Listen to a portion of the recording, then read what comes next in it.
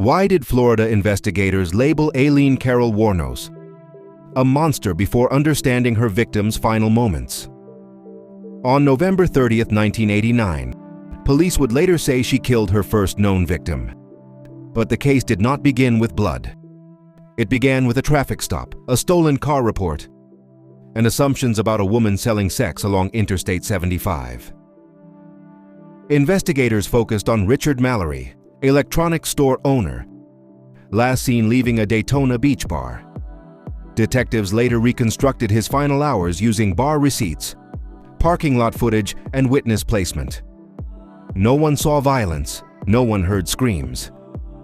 The official story would later say a robbery occurred, yet early notes only show uncertainty about who left with whom. Volusia County deputies located Richard Mallory's body in a wooded area near Interstate 95. The gunshot wounds were documented before conclusions were made. Detective Mike Miller photographed shell casings, body position, and tire impressions. Nothing at the scene immediately confirmed robbery. Wallet location was debated quietly, even as public briefings soon suggested motive certainty investigators had not yet reached. Before a suspect was named, investigators categorized the killing as a robbery homicide. This classification guided future decisions. Sex work became the assumed entry point. Detective notes show Aileen Carol Wuornos mentioned only after witness descriptions matched a woman hitchhiking nearby. At this stage, no weapon was recovered, no confession recorded, and no timeline fully locked. Investigators reviewed Aileen Carol Wuornos' movements weeks earlier. Bar visits, highway hitchhiking, disputes with patrons. Clerk statements described agitation, not violence. Surveillance footage showed erratic pacing, cigarette handling, and confrontational posture. Detectives debated whether this behavior signaled danger or vulnerability.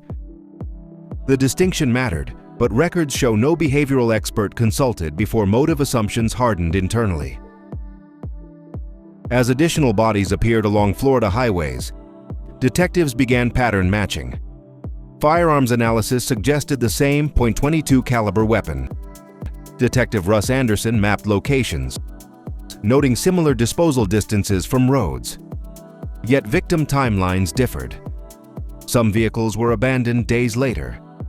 The press soon called it a serial pattern, while internal memos still questioned whether every killing belonged together. The investigation shifted when a .22 caliber handgun surfaced through pawn records. The weapon was traced through intermediary hands before reaching Aileen Carol Wuornos.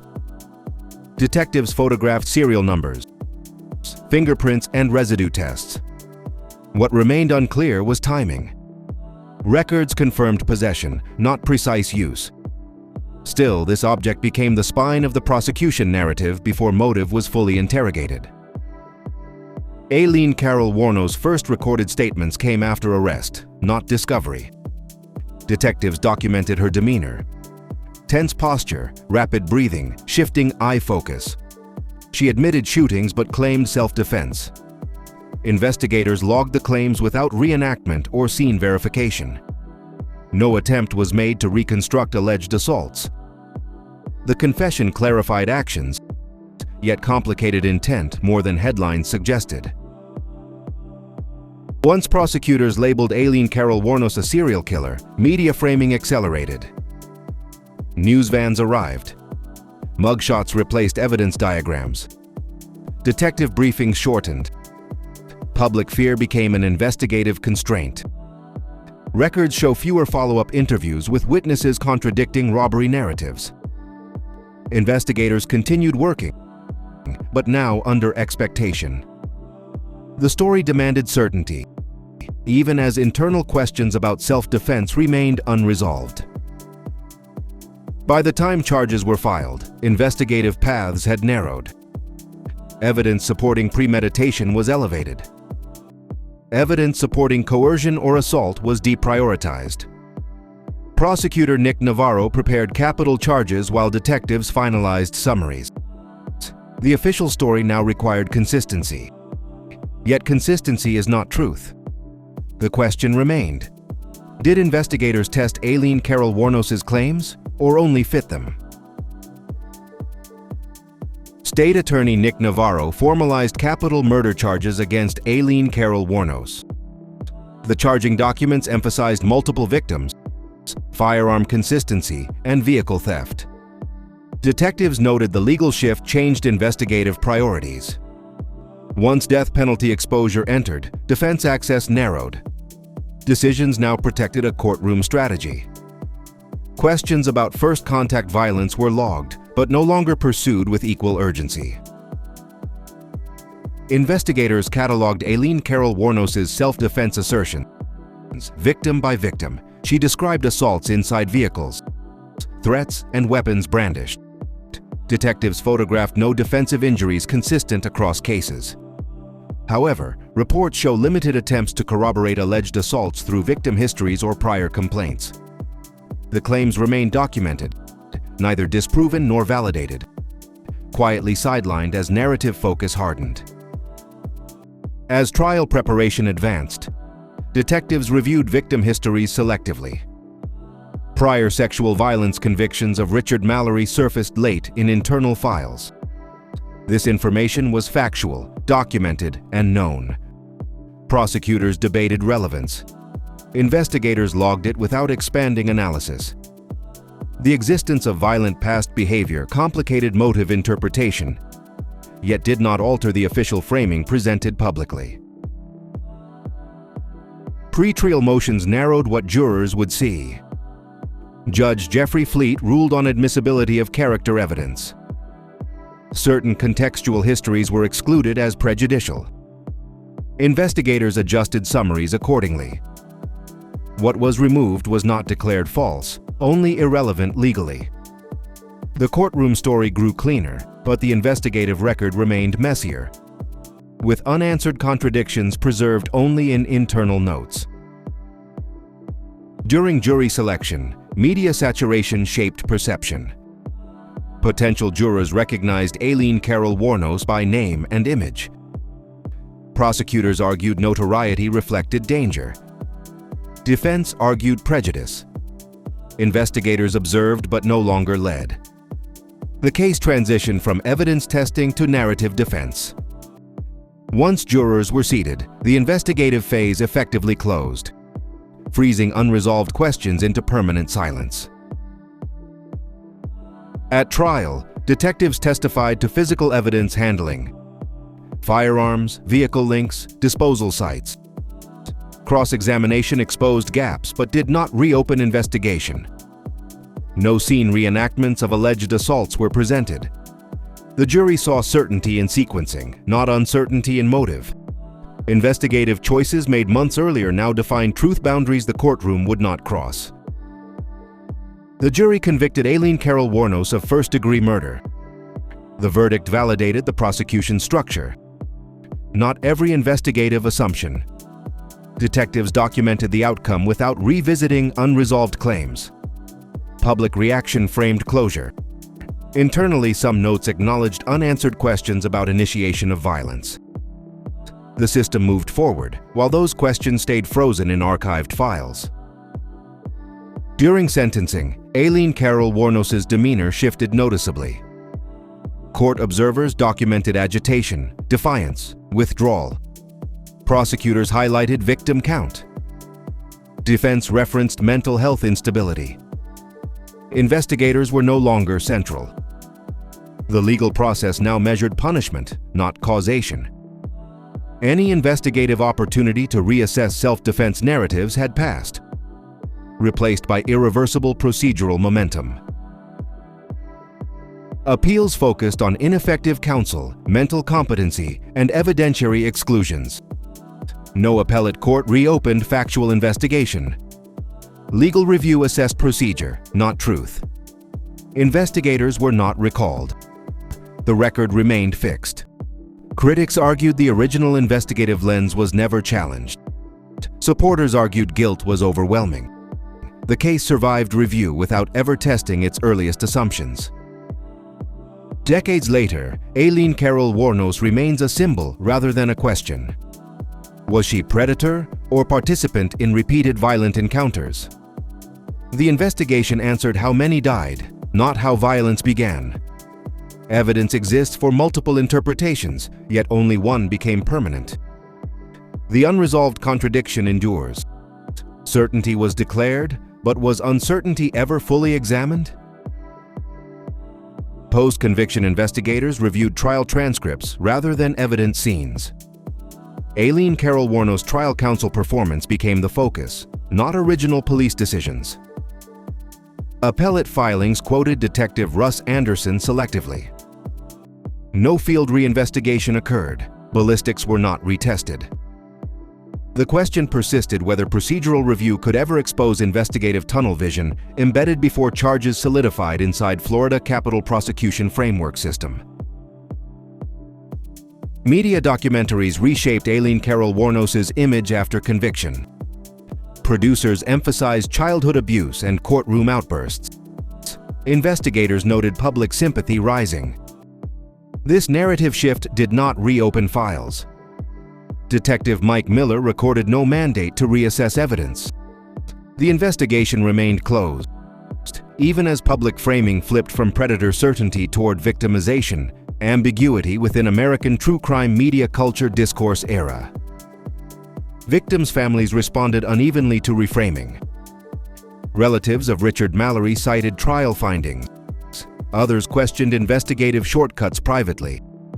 Detectives documented no follow-up outreach. The official record treated closure as final. Diverging reactions highlighted conflict between legal resolution and investigative completeness, a divide never formally addressed by Florida law enforcement leadership during post-conviction review discussions statewide among senior criminal justice officials. Execution scheduling revived scrutiny. Governor Jeb Bush signed death warrants amid protests. Investigators were not consulted. Mental competency evaluations replaced evidence review.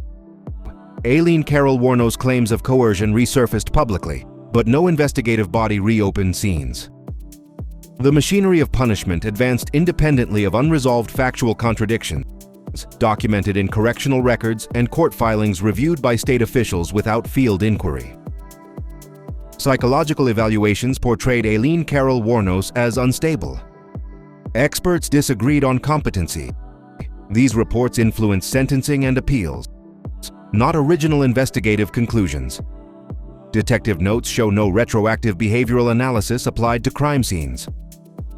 Mental illness explained behavior after arrest, yet questions about threat initiation during encounters stayed untouched within Florida homicide investigative decision-making records maintained by state agencies historically archived. Execution day coverage eclipsed investigation history. Media cameras focused on spectacle. Detectives were absent. The narrative closed publicly. Evidence handling decisions made years earlier were never revisited. Once lethal injection occurred, factual ambiguity became permanent. The system marked completion, while investigative doubt had no remaining procedural pathway under Florida capital punishment administrative processes enforced by corrections authorities statewide thereafter conclusively. Years later, investigators reviewing serial homicide methodology cite Wuornos cases cautiously. Training materials mention pattern recognition risks. Detective Russ Anderson's maps appear in lectures without context. The lesson focuses on outcome, not process. What is omitted is whether early assumptions constrained inquiry, shaping conclusions long before evidence alternatives were exhausted during law enforcement. Education programs nationwide today still debated quietly. True crime audiences continue dissecting Aileen Carol Wuornos through polarized lenses. Some emphasize victim count, others examine investigative framing. Neither group revisits original evidence handling fully. The debate occurs without access to suppressed material. What survives is interpretation, not reinvestigation, reinforcing narratives built before courtroom procedures hardened uncertainty into record across podcasts, documentaries, and academic commentary spaces globally over decades. The unresolved issue remains investigative origin. Did detectives test self-defense claims with equal rigor? Or did early categorization dictate later certainty? Records show decisions, not experiments. The absence of scene reenactments leaves a void. Without testing alternatives, conclusions harden. This gap sustains controversy beyond verdicts and executions documented in archived files and scholarly critiques examining Florida homicide investigations historically unresolved. The contradiction endures. Aileen Carol Wuornos is legally resolved yet investigatively incomplete. The system answered who pulled the trigger, not who initiated violence. When certainty precedes testing, truth risks distortion. The case persists because it exposes process vulnerability. The final question remains unanswered. Was the investigation designed to discover truth, or to confirm belief within American criminal justice history enduring? Independent reviewers later traced evidence pathways rather than conclusions. They noted where investigative forks closed early. Detective Mike Miller's logs showed decisions to prioritize linkage over divergence. Alternate explanations were noted, not tested. This mattered because evidence handling defines outcomes. Once a path is chosen, untraveled routes disappear from scrutiny, leaving certainty that reflects process more than possibility within homicide investigation frameworks. Critics argue tunnel vision shaped the Wuornos investigation early. The term appears in academic reviews, not police files. Investigators deny bias, citing victim count. Yet documents show narrowing language over time. Descriptions shift from possible robbery to serial predator. Language guided perception. Once labels hardened, evidence interpretation followed, raising questions about neutrality during formative investigative stages documented internally. Forensic and legal experts disagree on what was missed. Some argue scene consistency disproves self-defense. Others argue lack of reenactment prevents certainty. These disagreements exist in journals, not courtrooms. Investigators were never reconvened to address them. The system lacks a mechanism to revisit factual disputes once legal finality is reached, leaving expert conflict unresolved in public understanding. Comparisons to other self-defense homicide cases reveal differences in investigative depth. In similar claims, reenactments occurred. In Wuornos cases, they did not. Detectives cited resource limits and danger. Critics cite inconsistency. The contrast fuels debate over whether gender, occupation, or notoriety influenced investigative rigor. No internal audit addressed these disparities formally within Florida law enforcement review systems. Confession anchored the case strongly. Aileen Carol Wuornos admitted shootings early. Investigators treated this as closure on facts. Yet confession does not equal motive clarity. Legal standards accept admission. Investigative standards require testing. Once confession entered, alternative explanations lost urgency. The reliance simplified prosecution but limited inquiry into initiation dynamics that remained disputed in later analysis. Public memory condenses complexity. Wuornos is remembered as America's first female serial killer. That label eclipses investigative nuance. Detectives become footnotes. Evidence becomes trivia. Memory favors outcome over process. This simplification sustains certainty while discouraging re-evaluation. The case lives culturally, but investigation remains frozen, preserved as a finished story rather than an open inquiry. No full vehicle reenactments, no forensic reconstruction of alleged assaults, no timeline testing victim resistance. These absences are factual, documented omissions. Investigators may have believed them unnecessary. Critics argue they were essential. The gap between belief and verification defines the controversy. What was not done cannot be proven wrong, only noted as missing from the investigative record. Law treats finality as stability. Investigation treats doubt as fuel. In Wuornos' case, law prevailed. Once appeals ended and execution occurred, investigative doubt lost relevance. No statute mandates post-execution review. The truth-seeking function stops. What remains is record interpretation, not discovery. This structural limit explains why the case persists unresolved despite procedural closure. The Wuornos case matters because it tests investigative humility. Can certainty coexist with unanswered questions? Can outcome excuse process gaps? Investigators solved a series of killings. They may not have solved the violence's origin. That distinction shapes trust. Each unresolved contradiction invites scrutiny, not sympathy. The debate endures because it exposes how easily certainty can outrun verification. The final question remains unresolved. If Aileen Carol Wuornos' claims had been tested with the same rigor as linkage evidence, would conclusions change? The record cannot answer. Investigators closed the case. Courts sealed it.